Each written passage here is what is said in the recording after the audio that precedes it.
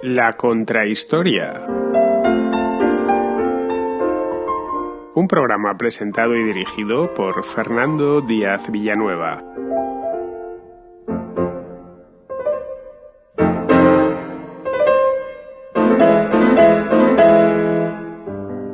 Todos los imperios que en el mundo han tenido su particular leyenda negra, es decir, un conjunto más o menos organizado de relatos negativos sobre el imperio en cuestión.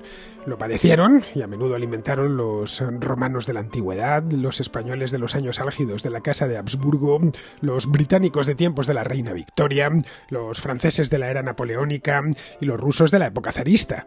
Fue en ese momento cuando levantaron sus respectivos imperios y eso lo hicieron a costa de otros pueblos y estados, por lo que es comprensible que los derrotados tratasen de cobrarse la venganza mediante el desprestigio del invasor.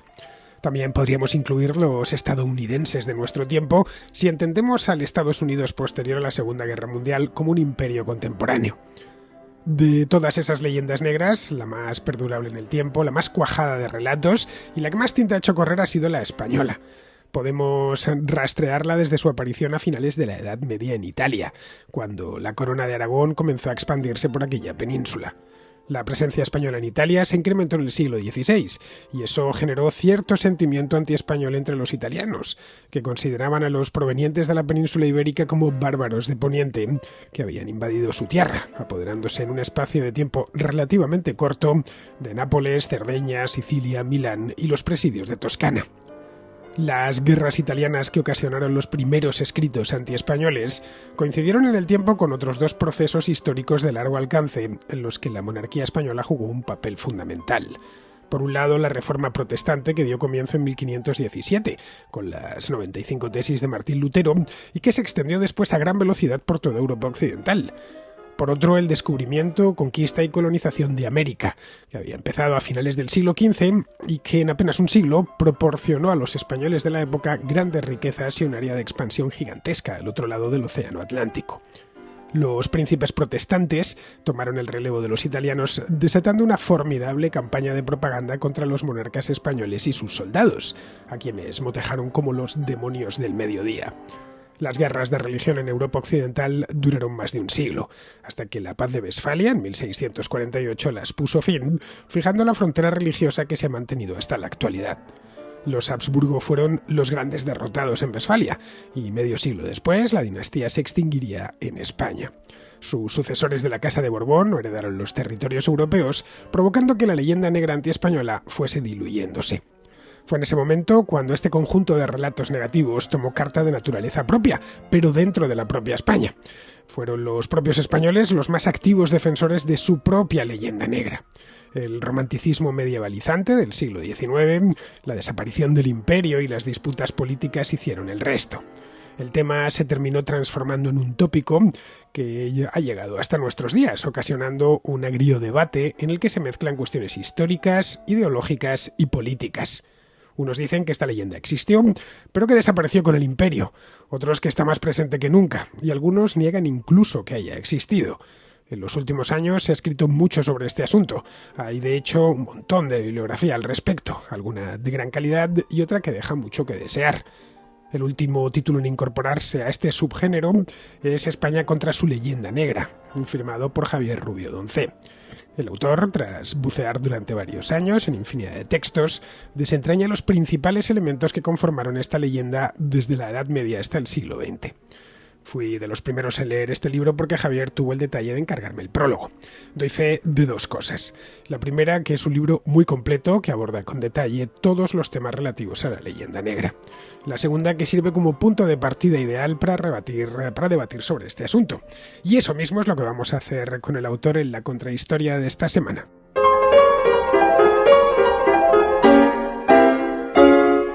Tengo a Javier Rubio Doncé delante de mí. Esta es la primera contrahistoria que se hace desde el nuevo estudio. Para los que no lo sepan, he cambiado de estudio el mes pasado, hace apenas 20 días, y Alberto Garín no se ha dejado caer por aquí todavía. Así que este nuevo estudio en la contrahistoria lo va a inaugurar Javier.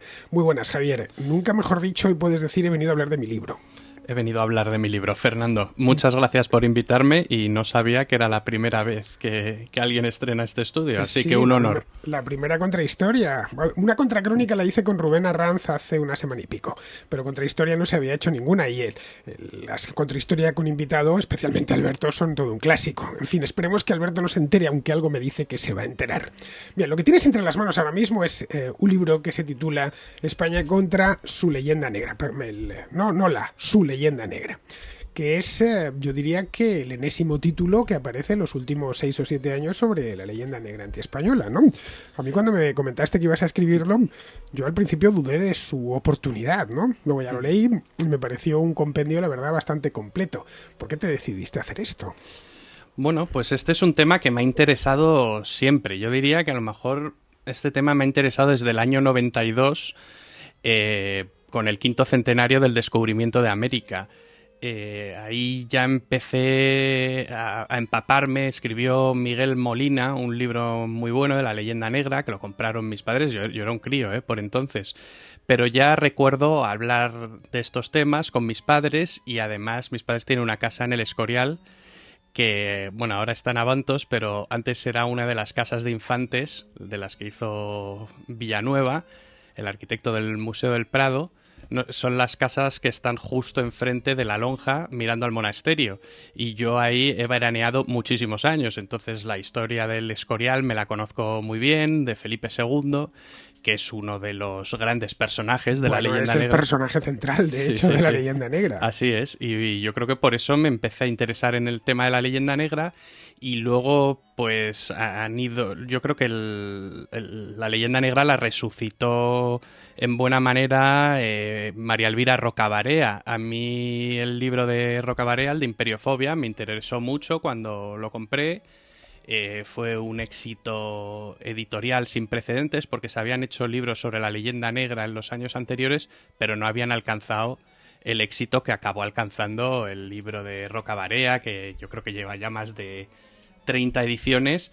Y bueno, el libro de Rocabarea en buena medida abrió un debate muy interesante, y bueno, pues en ese debate parecía como que se empezó a ver como dos bandos, ¿no? Lo que Julián Marías llamaba los flagelantes, que son personas que España básicamente lo ha hecho todo mal en su historia, y luego estarían los narcisistas, que son los que dicen que España más o menos pues lo ha hecho todo bien. Y yo creo que mucha gente que leyó el libro de Rocabarea lo tomó casi como un ensayo político ideológico para terminar, yo creo que afirmando su sesgo de confirmación, confirmándolo, ¿no? De alguna manera, y acabar creyendo que, bueno, que España no ha cometido errores históricos, y que España es una nación la más grande del mundo, que tuvo el imperio más importante del mundo y que hay que reivindicarlo. Y bueno, hay parte de esas tesis que pueden ser interesantes, y entonces escribieron libros en las dos direcciones. Recordemos el ensayo de Villacañas, el de Imperiofilia, que era un ensayo desquiciado, muy injusto, con Rocabarea, pero luego han ido apareciendo otra serie de libros sobre la leyenda negra, unos mejores y otros peores a raíz del éxito, y se posicionaban, yo creo que algunos ya directamente en el narcisismo más enloquecido. Bueno, y que, entonces, que el asunto se ha politizado. El asunto se ha politizado. ¿Cuándo salió este libro? Básicamente. Y luego Julián Marías hablaba de una tercera posición, que son los que intentan desmitificar y desentrañar realmente lo que sucedió, cómo fue toda esa propaganda. Intentan también en este bando estaría Ricardo García Cárcel, que, bueno, vienen a decir que también con todo esto hay un problema también de los españoles de autoestima, de victimismo, de creer que otras potencias y otras naciones nos quieren destruir a toda costa, nos quieren denigrar, nos quieren balcanizar. Y bueno, yo intento situarme como ni en el primer grupo ni en el segundo grupo, yo diría que más en el grupo de Julián Marías y Ricardo García Cárcel. El libro es muy completo, tengo el índice delante. El libro lo podéis encontrar a todo esto, os voy a poner naturalmente el enlace en la descripción del programa, tanto en iVoox como en YouTube, lo tendréis en la descripción. El libro, el enlace a Amazon exactamente, aunque el libro todavía no está disponible. Estamos a 15 de septiembre, pero saldrá dentro de, ¿cuánto? ¿El día 28? El día 27 de septiembre. Vamos, lo podéis ya reservar y si escucháis este programa con posterioridad al 27 de septiembre, pues lo podréis comprar. Es un libro generoso, es decir, gordito, que podríamos decir. Sí. Que yo al principio pensé, yo que soy partidario de los libros breves, pensé, oye, Javier, te estás pasando un poco. Luego cuando lo leí entendí que es que habías abarcado muchísimo. Si vamos, por ejemplo, al índice, nos encontramos que aparte de cuestiones historiográficas que tratas de forma muy detallada, pues hablas desde Felipe II, sin ir más lejos, hasta la conquista de América, la Inquisición, al Andalus, lo incorporas también dentro de la leyenda negra, a pesar de que en la leyenda negra original, esa leyenda negra creada por los príncipes protestantes del siglo XVI, al Andalus todavía no pintaba nada. Sí, bueno, trato otros temas tangenciales en el libro, como al Andalus, el tema de la Reconquista, el tema de la decadencia, el atraso español. Son temas tangenciales a la leyenda negra, no es propia. Yo creo que la leyenda negra, los tres temas principales, la gran triada, son la conquista de América, la Inquisición y Felipe II. Pero luego hay una serie de temas tangenciales que son igualmente interesantes que he querido tratar en el libro. Bien, vamos con lo primero de todo, el primero de los capítulos, no es que vayamos a repasar todos los capítulos del libro ni mucho menos, pero el primero me pareció muy interesante, porque es un capítulo que empieza definiendo, además se titula así, definiendo leyenda negra española, que es algo que estos libros que han ido apareciendo, tanto a favor como en contra, no hacen este pequeño esfuerzo. Vamos a definir primero cuál es el objeto del estudio. Sino que empiezan directamente atacando en una o en otra dirección. En el primer capítulo lo que hago es un estado de la cuestión. Hablo de lo que se ha entendido, bueno, del origen del término de leyenda negra, que seguramente la primera en utilizarlo fue Emilia Pardo Bazán en 1899, un año después de la pérdida de Cuba a Filipinas, y luego más tarde lo populariza en 1914 ya Julián Juderías. Y luego pues cuento que hay diferentes maneras de abordar esto que hemos considerado como leyenda negra. Hay autores que consideran que no existe ninguna leyenda negra. Yo lo que vengo a decir es que todos los países tienen su leyenda negra, todos los imperios, no somos únicos en... Lituania, te aseguro, o Estonia no tienen leyenda negra. Todos los que han construido un imperio. Exacto, todos los que han sido en su momento poderosos. Ahora mismo nosotros no tenemos un imperio, pero yo creo que la leyenda negra sigue persistiendo. Muchas veces también digo que intento quitar un poco de hierro al asunto, y muchas veces es por desconocimiento, todos estos clichés que van asentándose y dejando un pozo en la historia con el tema de la conquista, de la Inquisición, pero no tienen tanto de maledicencia, que es un poco lo que venía a decir Salvador de Madariaga. Y luego, pues eso, todos los países tienen su historia negra, pero claro, una cosa es la historia negra y otra cosa es la leyenda, que la leyenda es cuando se deforma, intentas buscar ese reverso tenebroso donde todo está mal, donde al final pues unos tópicos se van encadenando unos con otros y pues acaban por decir disparates. Y bueno, en el libro abordo muchos disparates que se han dicho a lo largo de la historia, pero también hay que restarle hierro al asunto porque el tema de los tópicos, todos los países tienen sus tópicos y España también ha vertido propaganda contra otras naciones y bueno, hay otros países que no lo llevan tan mal. De hecho, no hay que confundir, es que esto es importante, no hay que confundir leyenda negra con estereotipos. Estereotipos siempre ha habido y siempre va a haber. Eso de que a los españoles les gusta dormir la siesta. Sí, no bueno, ese es un estereotipo. Claro, no deja de ser un estereotipo. Más o menos benigno, pero luego, pues, la leyenda negra, sobre todo en el 18, con los ilustrados franceses, crearon una serie de tópicos nuevos que se fueron añadiendo a los anteriores de crueldad, codicia, pero también empezaron, pues, los tópicos de que los españoles eran atrasados, eran vagos, y entonces todos esos tópicos, bueno, los voy situando cronológicamente y vamos viendo en el libro cómo van apareciendo los viajeros románticos también del siglo XIX, los viajeros ingleses y franceses, cuando España ya deja de ser un imperio hegemónico, pero con la pérdida de las repúblicas hispanoamericanas, con las independencias.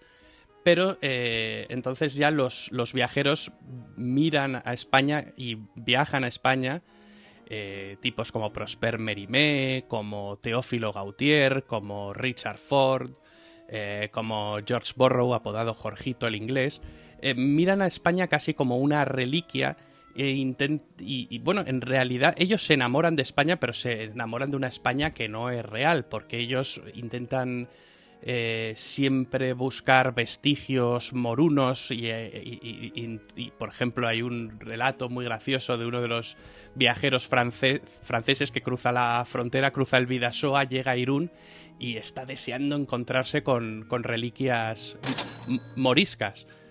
Eso no tiene que ver. Me he equivocado de botón. Como el otro día le di un aplauso a Javier, hoy le he dado la caja registradora. Sí, es que ya tengo la mesita esta. Eso significa que vamos a vender libros. Espero. Espero que sea buena señal. Estos viajeros del siglo XIX, los famosos viajeros decimonónicos, venían buscando como en España como el Oriente más cercano. Fue la época dorada del orientalismo. Sí. La época de las mil y una noches. De Washington Irving. Sí, efectivamente. Los grabados de Gustave Doré. Bueno, no llego hasta, qué sé yo, Mesopotamia, pero tengo en España, que está relativamente cerca, claro, desde Francia o desde Inglaterra, pues está muy cerquita, pues tengo allí la Alhambra de Granada y tengo allí la Mezquita de Córdoba, todo... Sí, pero lo que te decía que es muy gracioso es que este viajero francés cruza el Bidasoa y ya en Irún, el casco histórico, está tan deseoso de encontrarse con esa España moruna que ve huellas moriscas por todas partes, en Irún, que no tiene nada de... Entonces, son muy curiosos estos relatos. Yo me he leído estos libros porque escribieron como el Handbook of Travelers de Richard Ford, el viaje que hace Prosper Mérimée y Teófilo Gautier, que tienen unos libritos que hoy se leen y se leen con cierta simpatía, pero es verdad que van dejando pues los otros tópicos de la España de bandoleros, de la España de pandereta, van asentando también pues que España es casi una especie de lo de África empieza en los Pirineos, porque ellos ven a España como un país atrasado que se ha mezclado durante mucho tiempo con musulmanes y judíos y es prácticamente un país arabizado. Y no lo... Entonces, eso también juega un papel muy importante. Pero a todos estos viajeros no hay que tomárselos muy en serio. No. Son esencialmente escritores románticos. Son escritores románticos. Que van buscando una cosa y, claro, el que busca una cosa termina encontrándola. No lo olvides. Si tú dices, yo voy ya predispuesto a encontrarme esto. Pues si tú viajas a Japón dispuesto a encontrarte el Japón del shogunato, pues te lo vas a encontrar sí o sí. Sí, pero estos vas con unos prejuicios. Aunque no vayan con mala intención, esos prejuicios les llevan a que España se acabe percibiendo en Europa y en otras partes del mundo como un país atrasado, completamente atrasado, que no forma parte de Europa. Y eso pues se lo han creído muchos historiadores a lo largo del XIX, pero también del XX. Como, por ejemplo, Huntington, ¿sabes? El estadio... la lucha de civilizaciones. Justo, sí. El geopolítico estadounidense que dice que Hispanoamérica no forma parte de Occidente, porque él lo ve como una cosa atrasada, bárbara, porque ellos ya sabes que tienden a ver las civilizaciones pues como hacían los racistas, el racismo científico... midecráneos del siglo XIX, cuando se elaboran todas estas teorías de la raza, pues Samuel Huntington, estas teorías de la raza que sitúan a las diferentes razas de mayor a menor inteligencia, según el tamaño de los cráneos. Por ejemplo, la raza blanca está en la cúspide. Pues para Samuel Huntington también se puede ver que todas estas teorías de los viajeros románticos han calado en personas muy importantes que tienden a ver también a los hispanoamericanos y a España como un país de segunda. Pero esto no es exclusivo de España, del siglo XIX, especialmente los escritores británicos y franceses, que eran las dos grandes potencias europeas de la época, cuando viajaban a Grecia, por ejemplo, Lord Byron, ahí lo tenemos, ¿no? Llegaban allí, pensaban encontrarse poco menos que con Pericles, ¿no? Viajaban al este de Europa y les pasaba algo similar. Una vez cruzado el Rin, ¿no? A partir de aquí vamos a encontrar... Lord Byron, que también vino a España y estuvo en Sevilla y también pues escribe, vamos, es uno de los que ayuda a sentar todos estos tópicos sí, de la España de panderetas, esos tópicos de manolas, navajeos, bandidos que asaltaban en los caminos. Escucha, esos tópicos tenían muy buen mercado en Europa. Georges Bizet hace la ópera Carmen y es un exitazo en Francia. Está hecha en francés, de hecho, ambientada en España. Sí, de hecho es un relato de Prosper Mérimée. Sí, tiene un aire pues casi de fábula, ¿no? Pero gustaba en aquel entonces. Bueno, estos libros se vendían a puñados en toda Europa. Eran éxitos editoriales que agotaban edición tras edición. Pero la leyenda negra no es eso. Eso son estereotipos creados por los románticos del siglo XIX. Ya sabes, el daño que ha hecho daño intelectual que ha hecho el romanticismo. No el romanticismo relativo al amor, sino el periodo romántico. Quiero decir, el daño que ha hecho el romanticismo es padre, entre otras cosas, del nacionalismo, que es malísimo. Sí. Y bueno, pues no solo lo ha hecho en este caso a España, sino a todas partes realmente, casi a cada rincón de Europa.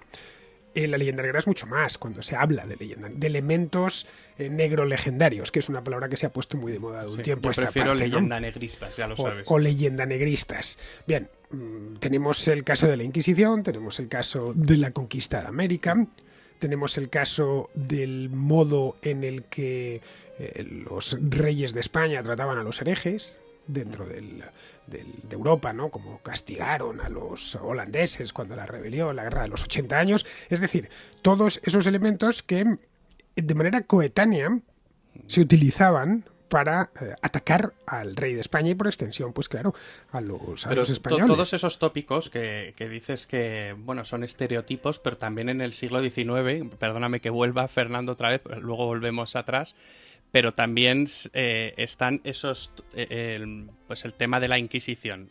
Tú y yo el otro día estuvimos en Toledo, en el Museo de la Tortura, antes llamado Museo de la Inquisición, y te encuentras artefactos de tortura románticos, que son invenciones como la Dama de Hierro, la Iron Maiden, que es la Dama de Nuremberg, que es un artilugio de 1803 del siglo XIX, y sirve también para hablar de la Inquisición. El relato de Edgar Allan Poe, El Pozo y el Péndulo, que es un relato casi de terror psicológico en el que hay un tipo que está encarcelado en una de las cárceles de la Inquisición en Toledo y que hay una cuchilla que pendula y se va acercando poco a poco hacia él. Entonces lo cuenta en primera persona cómo se va acercando y el final del relato es que llegan los franceses en la Guerra de Independencia, abren las cárceles inquisitoriales y les liberan. El tema de las corridas de toro sirve también para hablar de que los españoles son unos sanguinarios, unos tipos crueles, unos tipos bárbaros que son capaces de realizar ese tipo de espectáculos. Y esos tópicos del siglo XIX se crean otros nuevos, pero también tenemos tópicos de la gran triada que sería la conquista, la Inquisición y Felipe II, el tema de la tiranía con Felipe II, por ejemplo. Que se aprovecha también en el siglo XIX. Tenemos Don Carlos, ¿no? De Verdi. Ahí tenemos, sí. Que llegó a matar a su propio hijo. Sí. De nuevo se recarga. Yo creo, sinceramente, que si no hubiese sido por esta ópera, que tuvo muchísimo éxito en el siglo XIX, una ópera de Verdi, cuando Verdi estaba pues en el apogeo, nadie sabía quién era Felipe II, ni en Italia, ni en Francia, ni en ningún otro lugar de Europa. Se estrenó en la ópera de París, más tarde se reescribió el libreto y se estrenó en la Scala de Milán.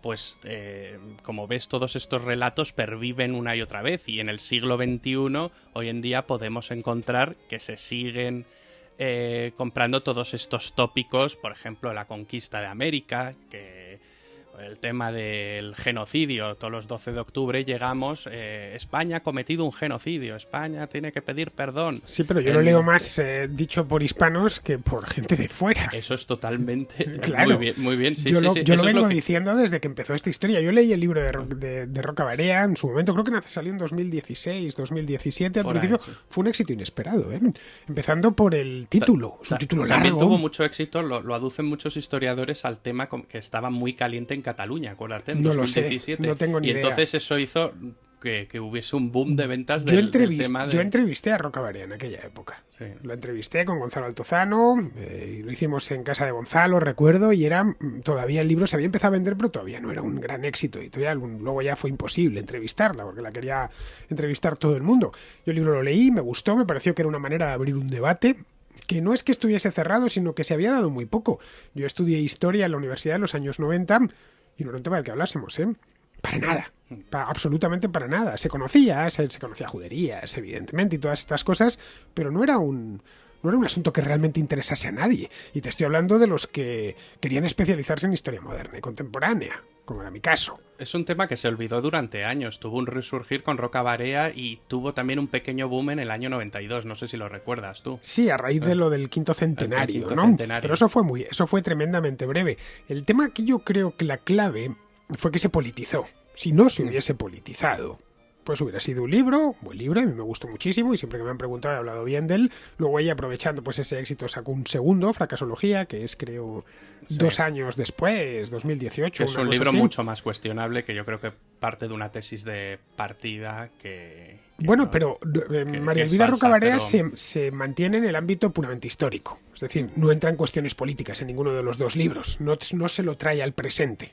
Porque estas mismas historias, tanto desde un lado como desde el otro, pero se trajeron al presente. Sí que se trasluce un poco de los libros de María Elvira Rocabarea, un poco de victimismo. Para mi gusto, demasiado exagerado, porque ya tiende casi un poco a la conspiranoia, al que todos los países, todo el mundo quiere hacernos el mal a España.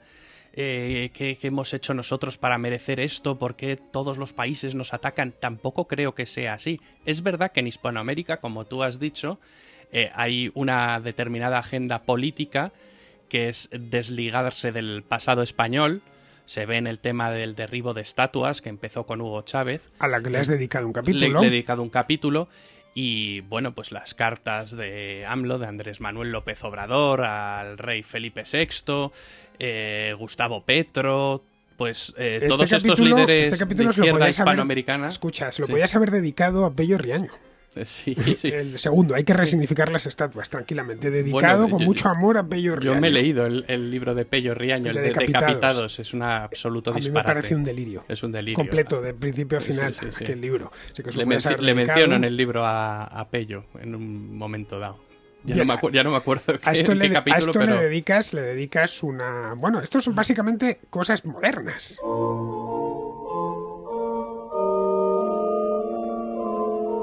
Derribo de estatuas es verdad que empezó. La primera que tengo documentada es en el año 92 en San Cristóbal de las Casas, en México, que se derriba, unos grupos zapatistas derriban la estatua de Diego de Mazariegos. Esa es la primera. Hay unas fotos que también incluyo en el libro de Antonio Turoc, muy, muy buenas. Luego también Hugo Chávez es el que resucita también este tema de las estatuas, por esto que hemos hablado antes, de que los nuevos líderes de izquierda del socialismo del siglo XXI intentan desligarse del pasado español. Es como existió el pasado precolombino y de repente llegan las independencias y los 300 años que hay entre medias es como si hubiese que borrarlos.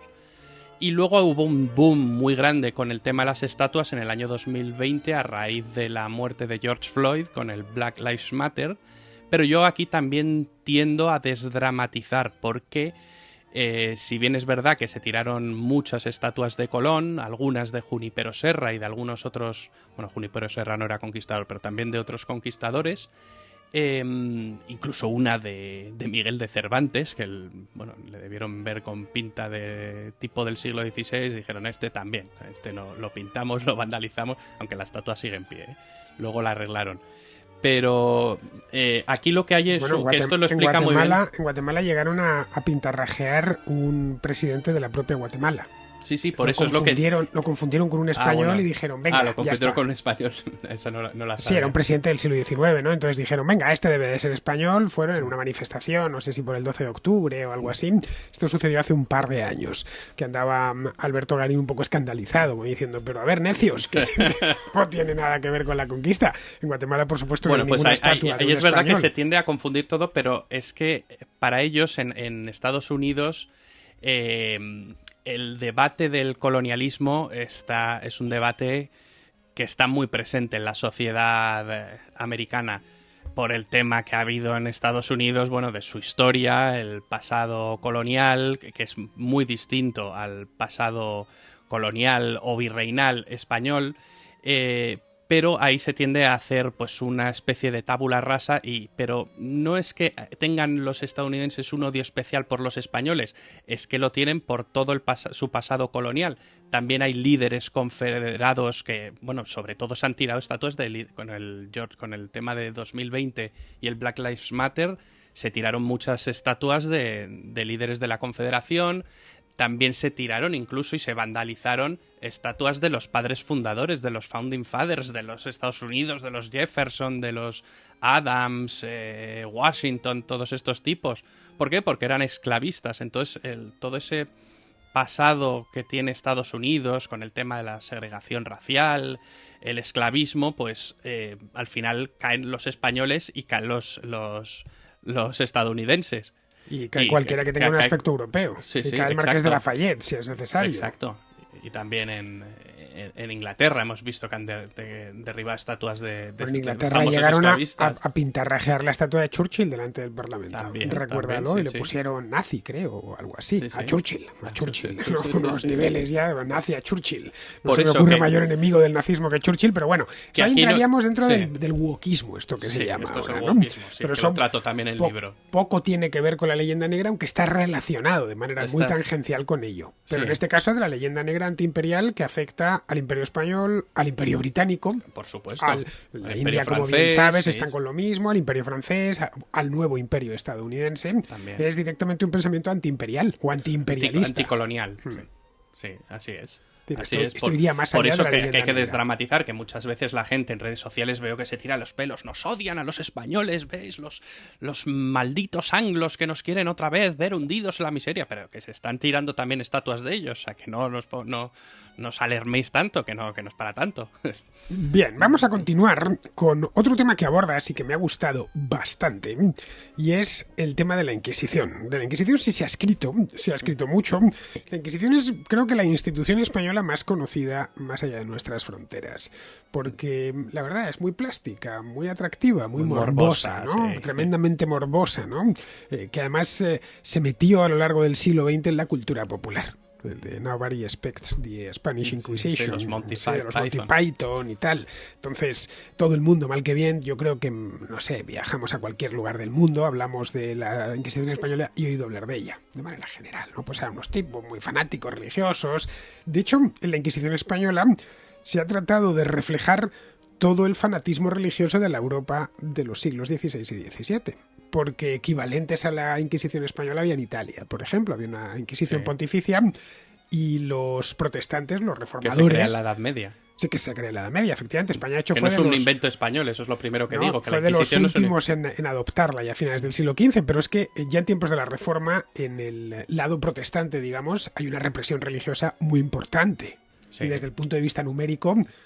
mucho más letal, ¿no? Mucho más letal. Y quizá esa idea de la Inquisición española es una simplificación de la represión religiosa que fue muy intensa en toda Europa occidental a raíz de las guerras de religión. Y se mezcla un poco todo, la idea que tienen las máquinas de tortura que hemos hablado ahora, ¿no? Estábamos el otro día en Toledo, que ya no se llama Museo de la Inquisición, se llama simplemente Exposición de Instrumentos de Tortura, ¿no? Mezclaban un poco ahí. Todavía hay que afinar mucho más, ¿eh? Las cartelitas, sí, sobre todo. Bueno, el vídeo ya está publicado, lo podéis ver en mi canal, pero me consta que hay otro en Granada. Y aprovechan, yo creo que cualquier Santillana del Mar. Sí. Hay varios en España, también hay en México. De nuevo por el morbo, claro. Si tú no pones, en el momento en que colocas la palabra Inquisición, ya automáticamente... En los de México pone la palabra Inquisición. Claro, en el de Granada yo creo que también. Automáticamente el de Granada, funciona. que es muy gracioso, que hay una guillotina en el Museo de la Inquisición. En el de Toledo también, ¿no? Sí, pero bueno, es Museo de la Tortura. Pero bueno, tampoco es un artilugio de tortura. Sí, no, es un instrumento de ejecución, de hecho, para humanizar. Mueres a los 5 segundos, cuando al segundo. Se pensó con la idea de que la ejecución fuese rápida, que no ocasionase dolor, ¿no? El mínimo dolor posible. Pero bueno, el tema de la Inquisición La Inquisición española, propiamente dicho, no la idea que se genera en el siglo XIX y en el siglo XX a través del cine, de las novelas, etcétera. Sobre la Inquisición española se ha escrito bastante, pero a pesar de ello, mucho, hay un montón de obras, tienes a grandes historiadores Henry que le han Kamen dedicado. Kamen hizo una obra muy buena. Sí. A pesar de ello, esto no termina de permear en la cultura popular, a pesar de que es un tema muy investigado. A mí es algo que me desespera. Porque, bueno, ¿qué parte no habéis entendido? A fin de cuentas, el trabajo académico está pensado para que permee poco a poco, se vaya filtrando en la cultura popular. Bueno, tú mismo lo has dicho, es que es trabajo académico. Entonces, claro, ¿quién se va a leer el libro de Henry Kamen?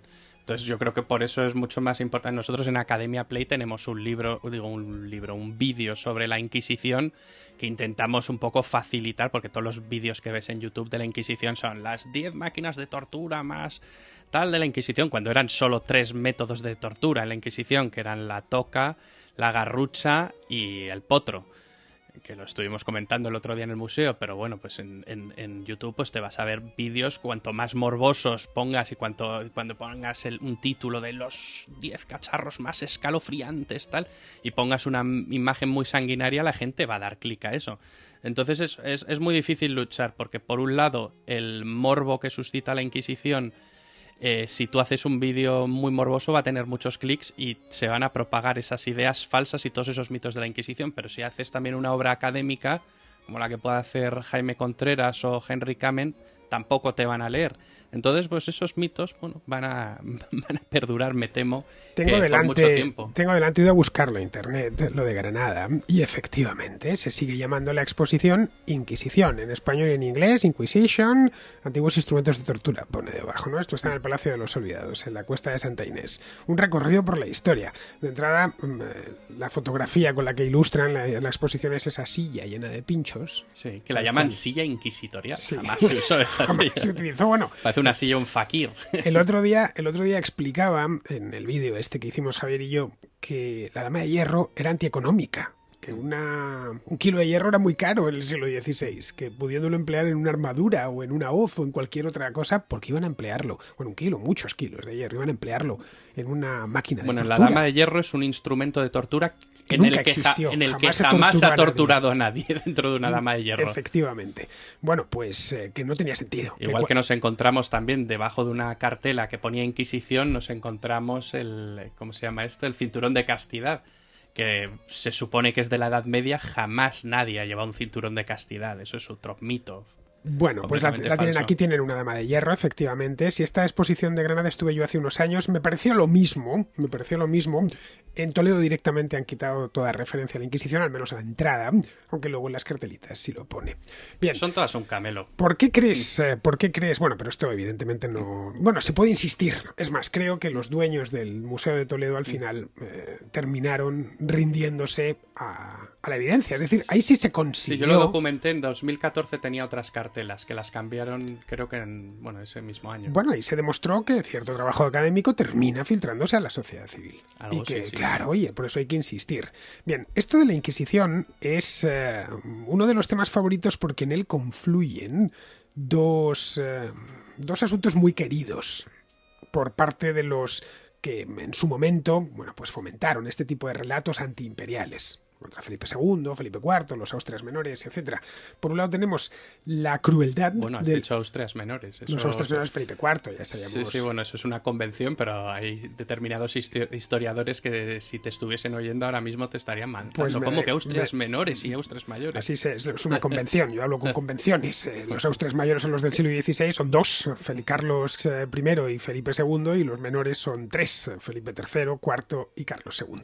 Es decir, así es como se le llama. Me da igual lo que digan los historiadores, todos los entendemos. Bueno, tenemos dos elementos importantes. Por un lado, la crueldad congénita a los españoles, de que estos tipos es que llevan algo en la sangre que les hace ser crueles, porque fíjate, pudiendo matar rápido, ¿por qué meter en una dama de hierro?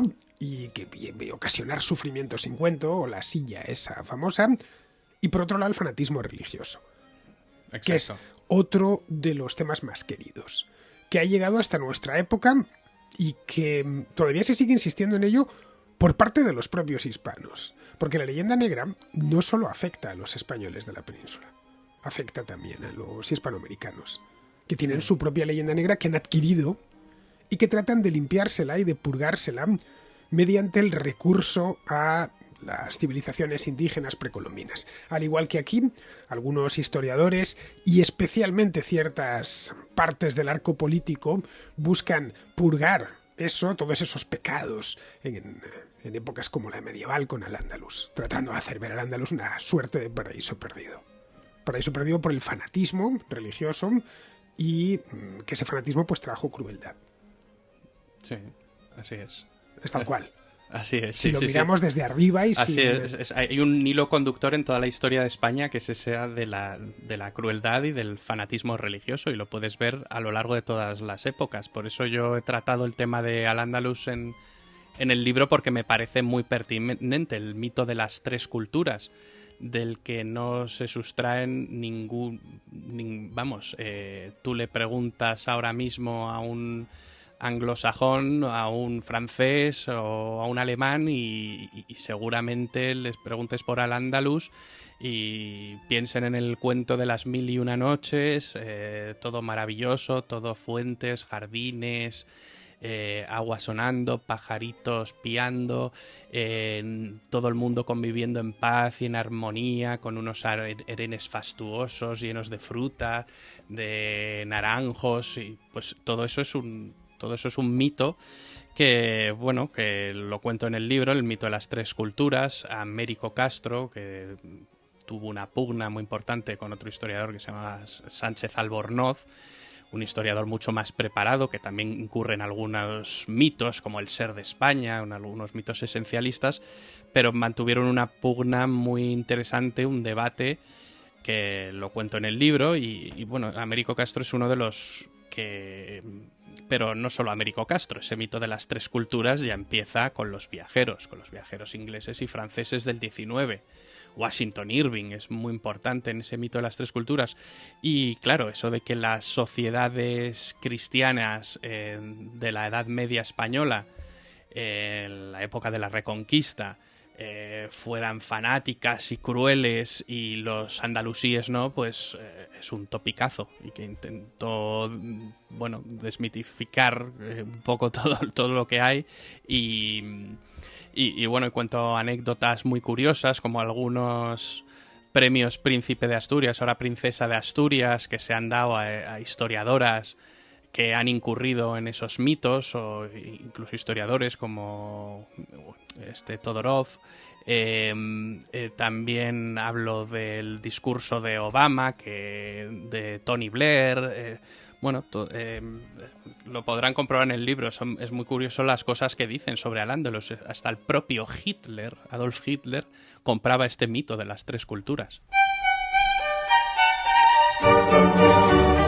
Bueno, es un mito de nuevo el tío muy más cruel y sanguinario de la historia, no se me ocurre ninguno. Todo imperio desaparecido tiene cierto atractivo, no nos vamos a engañar. De cualquier imperio desaparecido, cualquier reino desaparecido. Hasta el propio Bizancio, ¿no? ¿Cuánto fantaseamos con Bizancio? Fantaseamos con él porque desapareció.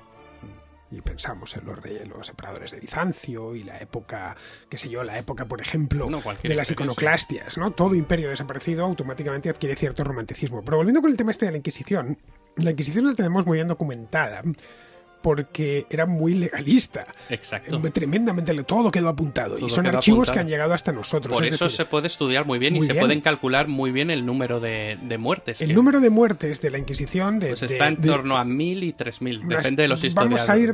Vamos a irnos a la parte alta de la horquilla. 3000. Que hubo 3000 ejecuciones. 3000 claro. Ejecuciones. Una cosa son ejecuciones, otra cosa son ejecuciones en efigie, porque algunos morían... O se largaban, se escapaban de las cárceles antes de que fuesen quemados en la hoguera, pero otra cosa son los sentenciados o los acusados por la Inquisición. Los procesos inquisitoriales hubo muchísimos, pero ejecuciones reales pues podemos cifrar en 3000. Por ejemplo, en el tema de las brujas, que es otro tema que trato en el libro, brujas en España y brujos también, que se suele hablar de brujas, pero también había brujos. pues ejecutados en la hoguera hubo entre 50 y 100 brujas y brujos. Y gracias al inquisidor Alonso de Salazar, el tema de la brujería desapareció en España. Sin embargo, compara estas cifras, 50, 100, este dato que te he dado, con las ejecuciones de bruja que hubo en la Edad Moderna en toda Europa. O en Alemania. En Alemania se calcula que esto lo tiene muy bien investigado Gustav Henningsen, que es el que más sabe de brujas, el historiador que más ha investigado este tema, dice que fueron unas 25.000 en Alemania y unas 50.000 en Europa. O sea, y al final la fama, ¿quién se la lleva? La Inquisición. ¿Por qué? Porque está muy bien documentado todo lo de la Inquisición. Sin embargo, todas estas quemas de brujas en Europa occidental no están tan bien documentadas.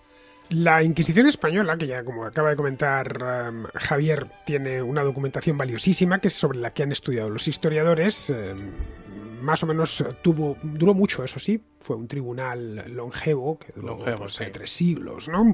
Al final su última ejecución fue a finales del siglo XVIII, pero ya para su momento álgido fue el siglo XIX desapareció a principios del XIX, ya era una reliquia la Inquisición. Pero era una reliquia incluso en el siglo XVIII, ya en tiempos de los Borbones. Su momento álgido fue el siglo XVI, que coincidió la primera parte con los judaizantes, es decir, con esos judíos falsamente convertidos al cristianismo. Ese fue el periodo duro. Y luego los Reyes Católicos. Y luego posteriormente con la Reforma, que que se utilizó para reprimir posibles que no pasase aquí como en Francia, ¿no? Que apareciesen unos hugonotes a la española.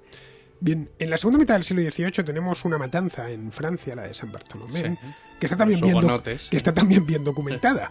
Bien, la matanza de San Bartolomé ocasionó entre 5 y 10.000 víctimas en apenas unos días. Y tenemos una película de eso, que luego la gente se queja, bueno, es que solo se hacen películas dejando mal a España. Oye, y tenemos La Reina Margot. La Reina Margot de hace ya 30 años esta película. Muy buena. Pero esto para que nos hagamos una idea de, en aquel entonces, lo normal era la represión religiosa. Entre católicos y entre protestantes. En toda Europa. Además, has hablado de las brujas, pero vamos, hablo de nuestros vecinos, de los franceses, en 1572, que es cuando se produce la matanza de San Bartolomé. De Enrique VIII. Y era muy normal, además. Era muy normal. Isabel. Si a alguien se le ocurría, pues qué sé yo, desafiar el dogma, automáticamente se le pasaba por la hoguera.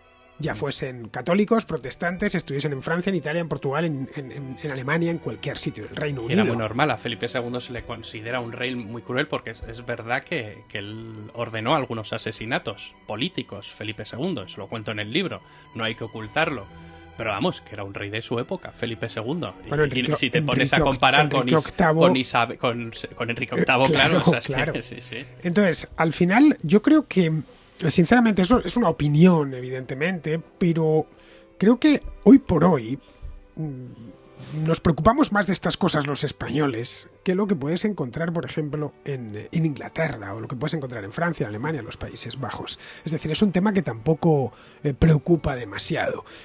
Es más, voy más lejos. Si tú preguntas a un alemán de nuestro tiempo qué te parece un español, y España te dará cosas buenas, un país de vacaciones, los españoles son gente muy alegre, muy divertida. Eso significa que en España estamos muy obsesionados con la percepción que tienen de nosotros fuera y vamos, también incluso empiezo en la introducción en el libro contando una gráfica de un estudio de Pew Research que cuenta que los españoles son de los países de Europa que peor se valoran a sí mismos y valoran a sí mismos su cultura. Comparado con otros países, por ejemplo Rusia, tiene una gran percepción de sí mismo, los rusos.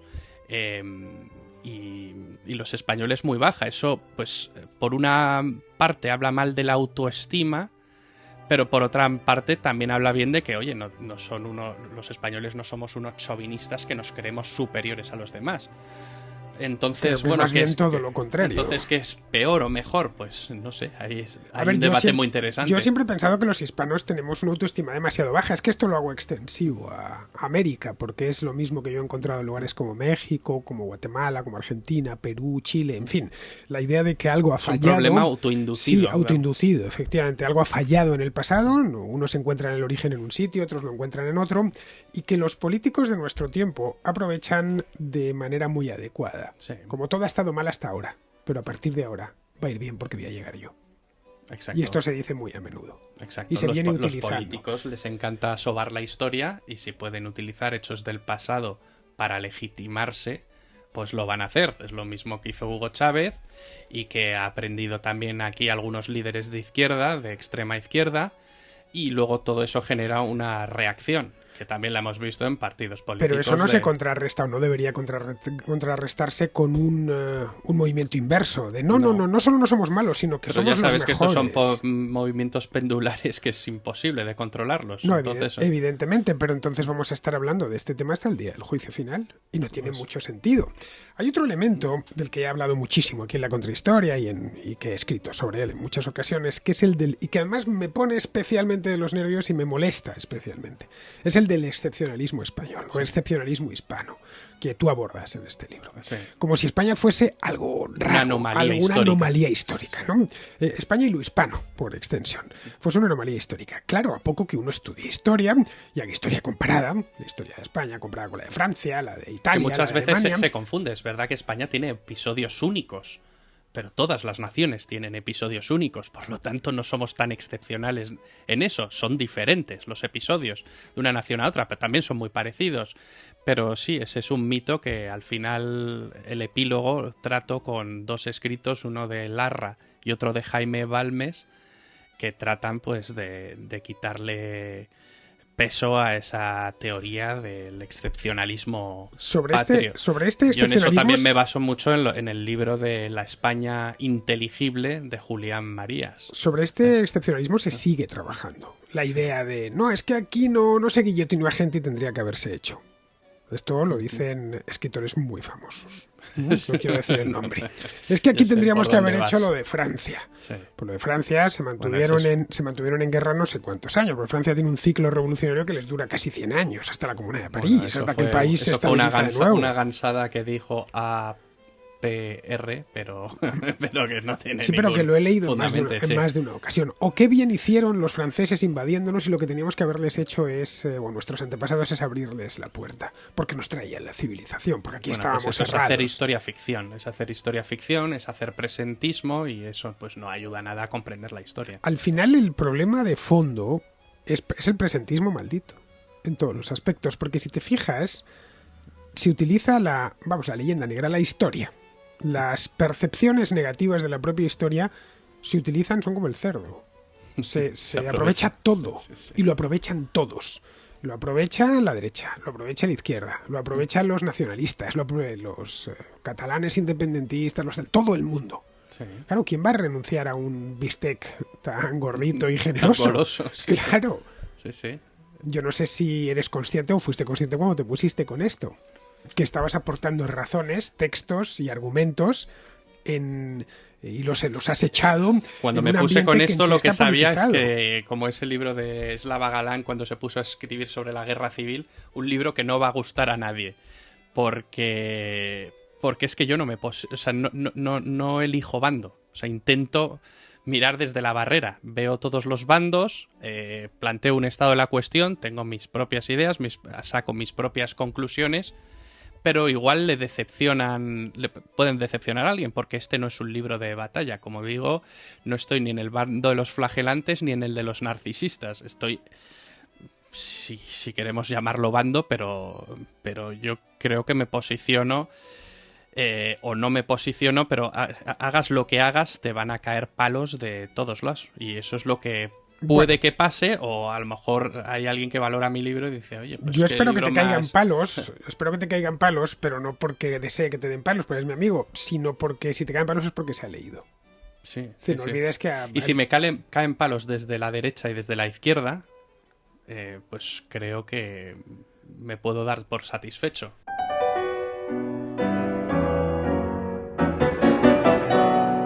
Vamos a ver, yo creo que los propagandistas hay que combatirlos siempre y en toda circunstancia. Yo no tengo ningún miedo cuando expongo una idea y además la fundamento muy bien. Cualquier cosa que yo digo, ya sea por escrito aquí en la contrahistoria, yo no hago ninguna afirmación que no tenga o contrastada o debidamente fundamentada, ¿no?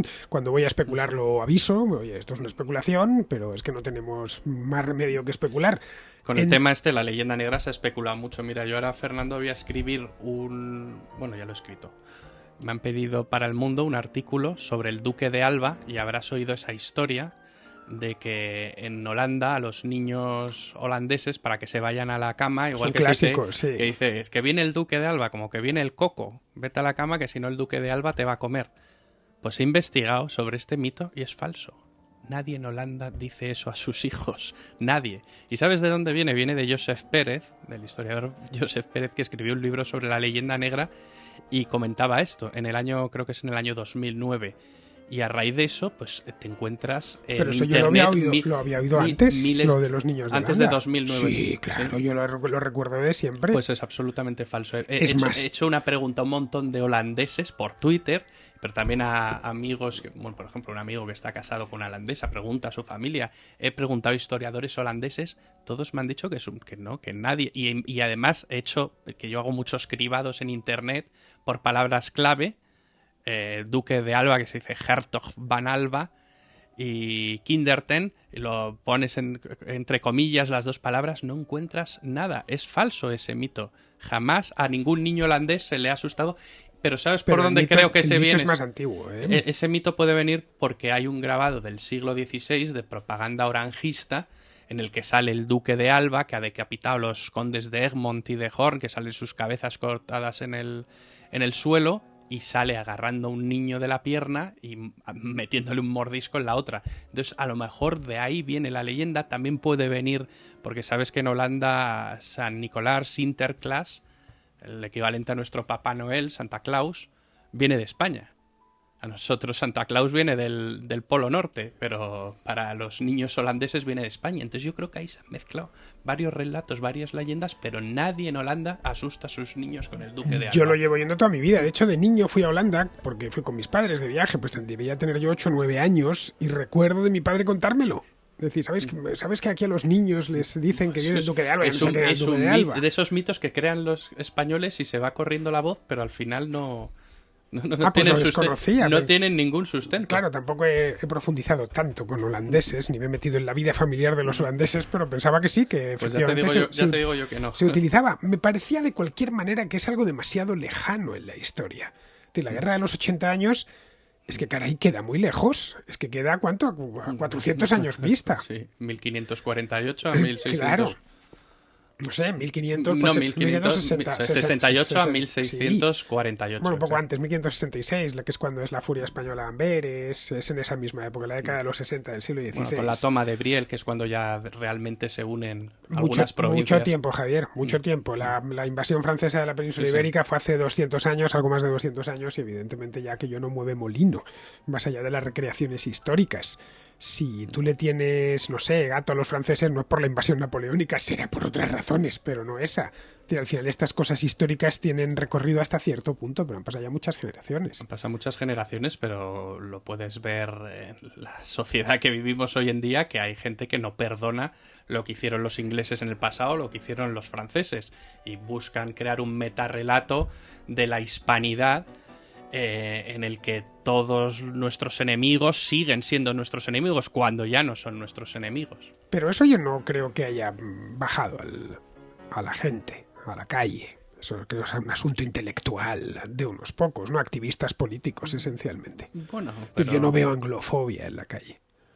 No la veo. No lo sé, pero en Twitter sí la puedes ver, y no precisamente en un ámbito intelectual. Hay algunos Twitter es un, digamos, un reducto mínimo donde están precisamente esta gente, ¿no? Pero yo no veo que haya un sentimiento anti... No tienen que tener blindada la embajada del Reino Unido con tanquetas para evitar que vaya ahí la gente a... En España, de todas maneras, la idea esa contra el Reino Unido, contra Inglaterra, podría venir más por lo de Gibraltar.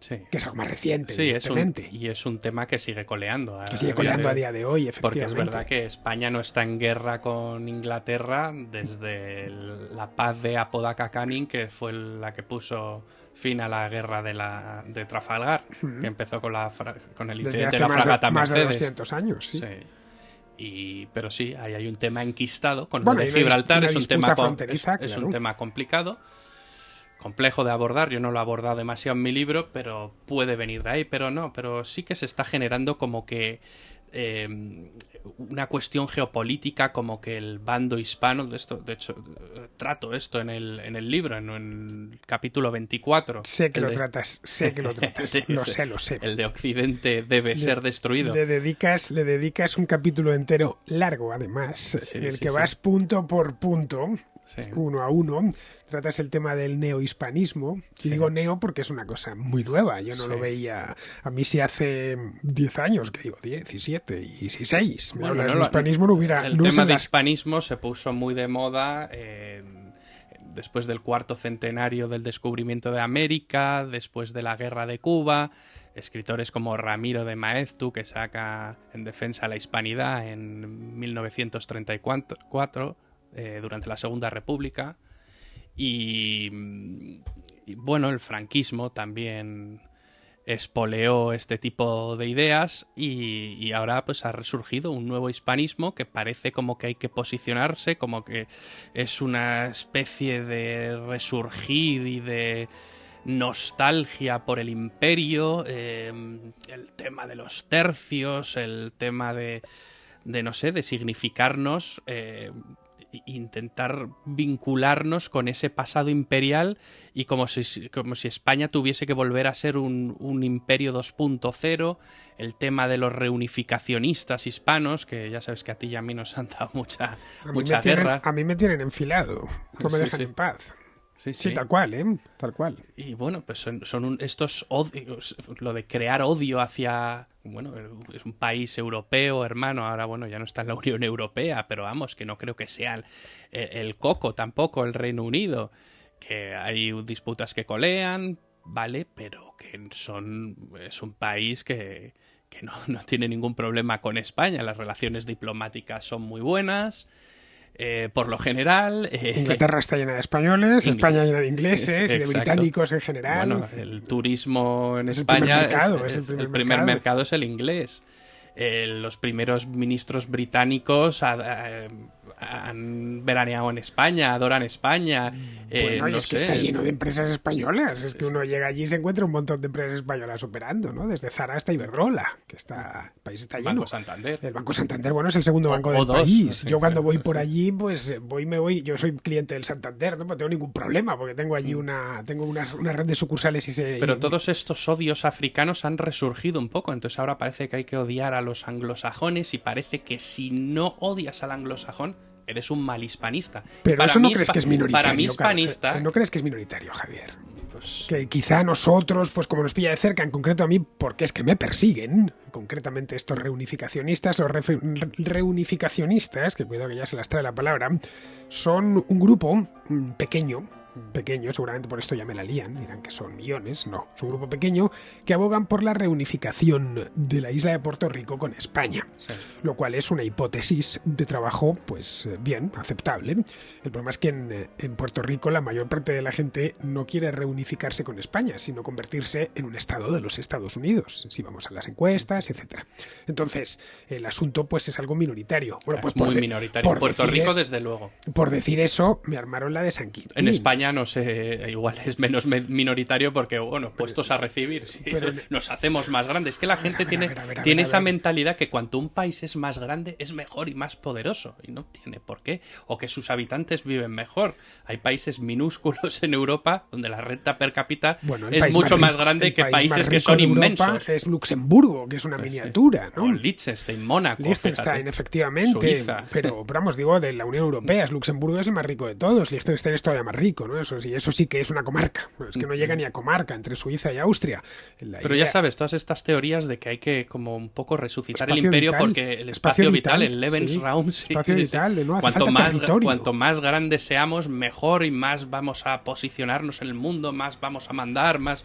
Bueno, pero eso es un hispanismo político. La hispanidad, tal y como se concibió ya a finales del XIX, que además esto tiene todo su origen en el siglo, a finales del XIX, con el cuarto centenario, la hispanidad de Maeztu, etcétera, era algo cultural. Incluso el franquismo la trata como un hecho cultural, no como un hecho político. Ni el franquismo más duro quería reunificar todos los países de habla hispana. Les hubiera parecido algo loco, ¿no? Son Pero estos estas los teorías que... te las encuentras por ahí. De que los hay que que han venido volver, ahora. hay que salirse de la Unión Europea, volcarnos hacia los países hispanoamericanos, establecer más vínculos con ellos para acabar reunificándonos. Y a mí, pues estas teorías me parecen descabelladas. También vienen del libro España frente a Europa, de Gustavo Bueno, que, bueno, lo trato en ese capítulo. Pero Gustavo de Bueno Marcelo no es Gullo un en su libro historiador. Madre Patria. Gustavo Bueno fue un filósofo, no un historiador. Él expone una serie de teorías. Pero No bueno, trata hay de- algunos que la han elevado a la categoría de dogma. y En el si caso lo de Gullo, discutes, en el caso de Gullo, a quien le dedicas, no a Gullo directamente, pero sí de manera indirecta, el último de los capítulos. Marcelo Gullo es un escritor argentino que escribió hace cosa un par de años un libro que se ha vendido bastante bien, llamado Madre Patria. Lo publica Espasa. Bien, le dedicas casi último entero, capítulo. Sí, un capítulo entero, vamos, el número 25. ¿Por qué hiciste esto?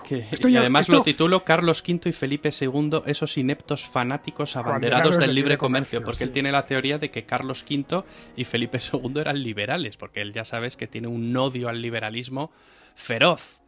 Y entonces, bueno, trato las teorías anteriores a Madre Patria de dos libros que tiene que se llaman Insubordinación Fundante y Subordinación y Desarrollo, y él elabora una teoría descabellada que al final es muy leyenda negrista, porque pone a parir a Carlos II y a Felipe II, pero pone de maravilla a Isabel, a la reina Isabel, a la reina virgen, a la reina Isabel de Inglaterra, porque ella supo proteger la industria y supo insubordinarse, y entonces eso acabó, fíjate, Isabel es del siglo XVI, las pautas que creó con el comercio de lanas y el sector textil acabaron derivando en la revolución industrial, que es de varios siglos después. Y eso es lo que le Y rebates. eso es lo que le rebato, y además con gráficas. Y digo, a ver, Marcelo Gullo, esta teoría es muy bonita, tú la vendes muy bien porque eres un gran charlatán, pero bueno, esto no tiene ni pies ni Marcelo cabeza. Gullo es un activista político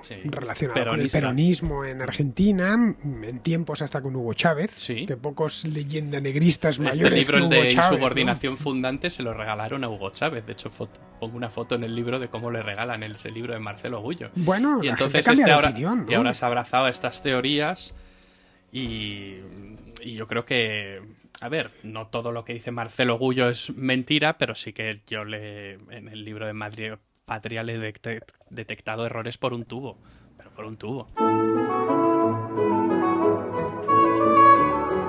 Vamos a terminar el programa y vamos a hacerlo como termina el libro. El libro termina con un apéndice que me hizo mucha gracia, que está muy bien, una Javier Rubiada, que se llama 12 majaderías leyenda negristas.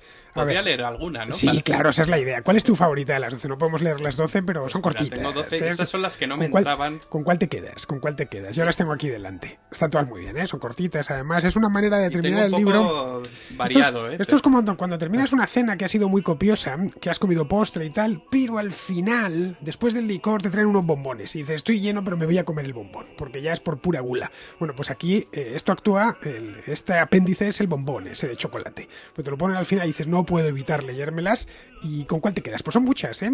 Tienes la de Sánchez Dragó, la octava. La de Sánchez Dragó, es que esa es mítica, la de lamento profundamente haber nacido español, lamento, que fue en el programa de Jesús Quintero, pero es que puedes buscar el vídeo en internet y yo creo que lo conoce todo el mundo. Voy a contar alguna más desconocida. Puedo contar la del barroquista, que es reciente, en el condensador de flujo, de la de cómo... Pues venga, adelante, adelante. O no sé, ¿sí? ¿Quieres que cuente esta? La que tú elijas. Yo te puedo elegir una, pero la que tú elijas. Pues venga, voy a contar... O la de Tucker Carlson. La de Carlson, por ejemplo, que es una cosa muy de actualidad. Sí. Venga, adelante. Un tipo de derechas. Correcto, adelante.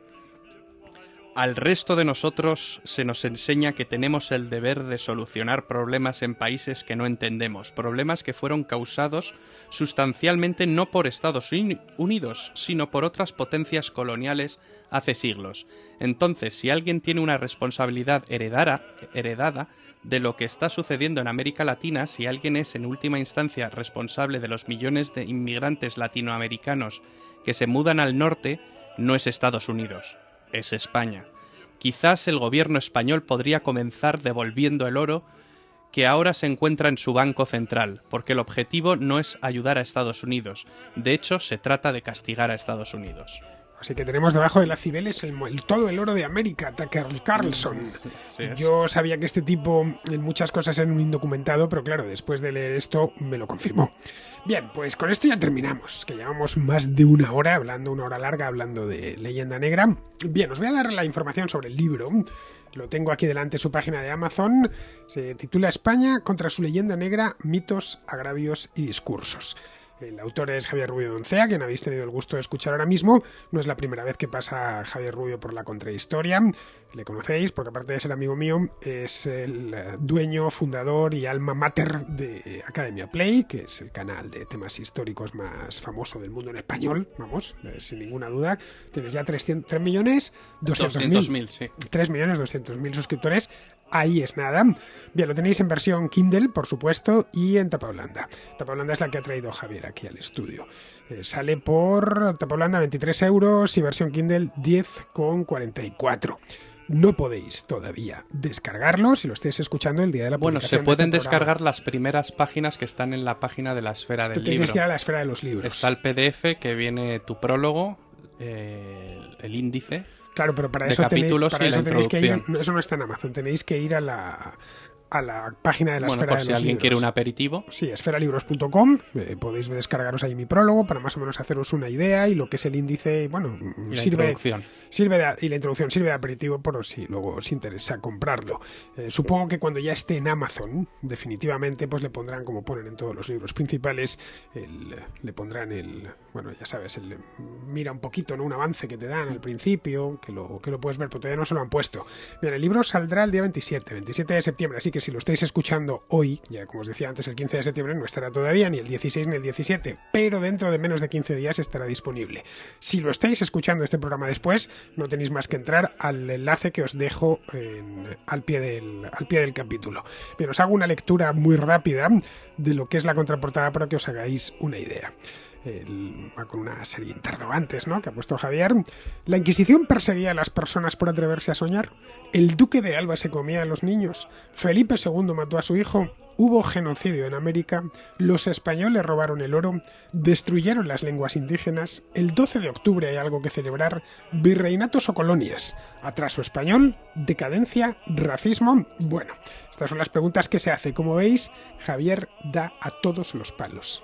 Y además da un montón de palos dentro del libro. Habéis visto el último, que le sacude a Marcelo Gullo, pero no es el único que recibe. Pero trata todos los palos de... Sacudo sus ideas, no él. Bueno, sí, evidentemente, claro, sacude sus ideas. Pero el libro, como veis, lo trata todo. En el caso de que no hayáis leído nada sobre la leyenda negra, que es una posibilidad, en ese caso, a mí me parece que es muy interesante, ¿eh? Os lo digo de verdad, luego, porque lo trata todo. Al final del índice, no sé si vas a leerlo, que también trato temas tangenciales que también son muy interesantes, como los de reconquista, sí, está debajo, hispanismo, reunificación hispana, nacionalismo, indigenismo, que son anglofobia, dos caras de la misma moneda. Iconoclastia, leyenda rosa, etcétera. En el caso de que sí hayáis leído cosas sobre la leyenda negra y estéis en el lado de los narcisistas, ¿vale? O en el contrario... Si las llamaba Julián Marías y luego Ricardo García Cárcel. Bien, en ese caso os puede venir bien porque así confrontáis ideas y ya sabéis, y esto os insisto muy a menudo, tanto aquí en la contracrónica como en la contrahistoria como en la contracrónica. Hay que siempre mirar segundas opiniones, terceras, cuartas, las que hagan falta. No existe cosa peor que atornillarse a una idea fija. Sobre todo cuando te la están intentando colocar por intereses políticos. De eso se trata. Y de esto he oído mucho. A ver si hago pensar a alguien. Porque el libro tiene dos vertientes. Una es una vertiente divulgativa, que yo creo que se lee fácil. Pero luego también tiene una parte académica y hay capítulos que tienen un poco más de profundidad y pues tiene varios niveles, varias capas para quien quiera reflexionar sobre estos temas. Pues doy un poco más al lector, pero también al lector que no sabe nada de esto, tiene ciertas nociones, pues tampoco se le exige tanto. Para los que sigan tu obra, conozcan Academia Play y te hayan seguido en otros libros que has escrito, como este de las batallas, o los libros superventas que has hecho de Academia Play, que es realmente Academia Play dibujado. La historia papel, como ¿no? nunca antes te la historia como nunca antes te la habían contado. Claro, te le sorprenderá esta variante tuya. Pues esta nueva faceta. Seguramente. Nueva faceta, yo tenía ya ganas de hacer un libro, llamémoslo entre comillas, serio. Bueno, este es serio y polémico. Polémico, sí, pero quería hacer un libro, que esto es un ensayo histórico, los otros eran libros divulgativos, son obras menores, obras que han funcionado muy bien, yo estoy muy contento con ellas. El de la historia, ese cuánto has vendido. Pues lleva ya 20 ediciones. 20 ediciones. Sí, y el segundo lleva 12, creo. O sea, ¿no? Son libros que han funcionado. Son libros además maravillosos, están bien dibujados, son perfectos para regalar. Si tenéis niños, por ejemplo, pues son libros perfectos en papel. Lo digo porque hoy ya sabéis que los esos niños libros la lectura poco. Es mucho más ágil, pero hay ciertos capítulos de este libro en los que no he renunciado a esa lectura ágil que ofrecían esos dos primeros libros. Y por eso yo creo que es un libro para todos los públicos. Lo único que aquí has decidido de manera, digamos, deliberada meterte en belenes. Sí, porque a mí me gusta pisar charcos. A ti te encanta, lo sé, que te gusta pisar charcos y meter el dedo en el ojo, eso también te gusta. Y no me escondo, mucho. No me escondo. Ni me acobardo. Ni te escondes, ni te acobardas, no te escondes detrás de seudónimos, ni nada por el estilo, vas con tu nombre y tus apellidos, eso te honra. Yo siempre lo he dicho, si tenemos algo que decir y podemos fundamentarlo, dilo con tu nombre y apellidos, que vivimos en una democracia, caray, que aquí no te van a venir a detener a las 3 de la mañana la policía secreta. Esta obsesión con los seudónimos, sabes que hay mucho cobarde. Sí, hay mucho cobarde. Yo esto lo digo, pero no pongo mi nombre. No vaya a ser. O sea, tan valiente no eres, ¿no? Como una cuenta famosa de YouTube. Que no digas el nombre. No me digas el nombre porque ese es un sujeto de lo más tóxico que he conocido. ¡Qué personaje, por Dios! Es un fraude. Es un verdadero fraude, no da su nombre. Si tienes tanto que decir, eres tan valiente para andar denunciando la impostura en los demás, ¿por qué no dices tu nombre? Es una cosa que siempre me ha llamado la atención. Sí. A otros, por ejemplo, Marcelo Gullo pone su nombre y sus apellidos y su cara y el chasis, ¿no? Se le puede criticar y se puede debatir con él, pero con estos no se puede debatir. No se puede, no. Entonces, yo siempre he desconfiado de estos que van con el anonimato, como no, está muy bien, yo tiro la piedra, pero no quiero que se me vea la cara, escondo la mano, ¿no? En fin, bueno, queridos, pues hasta aquí ha llegado este programa dedicado a la leyenda negra. Este es un tema que me habéis pedido en infinidad de ocasiones. Habla de la leyenda negra, pero no había encontrado el momento para hacer un programa hasta que Javier me lo ha servido en bandeja con este libro que acaba de escribir. El libro os lo recomiendo, sí que puedo decir que lo he leído tanto que lo he prologado. Así que nada, creo que os va a gustar si os interesan estos temas, tanto si estáis en España como si estáis en Hispanoamérica. En ambos casos, y además buena parte del libro está dedicado a temas americanos, llamémoslo así. Tiene de hecho un capítulo sobre el descubrimiento de América con un título maravilloso y es si podemos hablar de descubrimiento. Sí. Directamente, que es algo, ya sabes, todos los 12 de octubre. Sí, no se descubrió nada. Yo intento empezar todos los capítulos con un nombre con gancho y suelo recurrir a una frase leyenda negrista, y en este caso es la típica que te dicen todos los 12 de octubre. América ya estaba descubierta. Sí. Colón no descubrió América, América estaba descubierta. Bueno, pues con esto terminamos. Muchas gracias, Javier, por acompañarnos hoy. Muchísimas gracias. Pues saluda y despídete de la audiencia. Creía que ibas a continuar, Fernando. Muchísimas gracias a ti, Fernando. Ha sido todo un placer, un derroche de placer estar aquí de nuevo contigo y además inaugurando el nuevo estudio, claro, que has visto que ha quedado una cosa muy chula. Más nos podemos ver la cara. En el antiguo tenía la pantalla del ordenador y no nos veíamos bien. En este ya nos vemos a la perfección. Y es muy distinto hacer un programa con alguien que le estás mirando a los ojos que le estás mirando al bies, que apenas le ves un ojo porque en el otro está la pantalla del ordenador. En fin, pues nada, queridos, con esto nos despedimos ya y os emplazo a que regreséis por aquí en la próxima Contrahistoria.